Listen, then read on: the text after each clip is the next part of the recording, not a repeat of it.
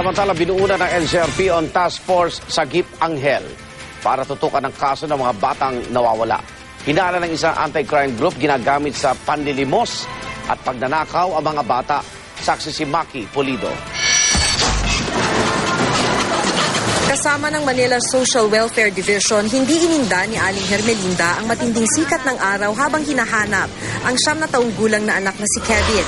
Hindi na raw nagbalik sa kanilang bahay ang bata nang pabilhin niya ng pandesal nitong Biyernes. Kawawa na yung bata, may sakit po. Kailangan mapainom ng gamot, sir, kasi nangangayayat na rin po siya. Kailangan may balik po siya sa health center. Nakita pa raw siyang may kasama sa pangangalakal ng basura at dumaan pa umano sa isang junk shop. Oo, nakita ko yun. Magbintar-bintar dito. Mga sangaraw. May kwan, may dalang sako. Binta ng mga kalakal. Isa lang si Kevin sa tila dumaraming mga batang nawawala. Tulad ni Kevin, hindi pa rin natatagpuan si Rafael Trino na dinukot malapit sa kanilang bahay sa Santa Cruz, Maynila noong Nobyembre.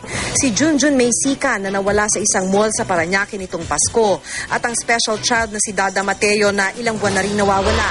Hinala ng Movement for Restoration of Peace and Order sa mga kaso ng pagkawala. Panlimos sa kapag nanakaw, yung yung tawag na pickpocket.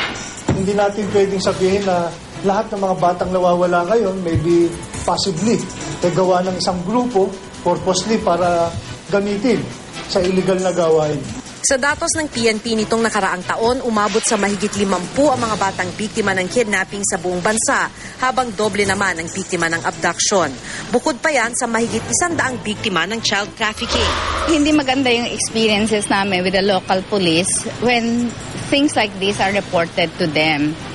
When yung mga kaso na nakuha tapos pag wala naman ransom, wala talaga effort talaga ng parents. Kaya naman ang National Capital Region Police binuo na ang Task Force Sagip Anghel na naatasa makipag-ugnayan sa mga magulang ng mga biktima at magpaskil ng litrato ng lahat ng mga nawawalang bata sa mga mobile car ng PNP at mga barangay hall. Mahigpit ding ibinibilin sa lahat ng mga pulis sa buong bansa na dapat aksyonan agad at di dapat iwan lang sa blotter ang mga ganitong reklamo.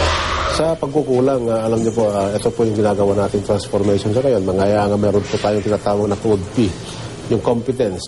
So yung process natin, yun ang tinututukan natin sa ngayon. Sa pag-handle ng mga kaso na ganito. Maki Pulido, ang inyong saksi.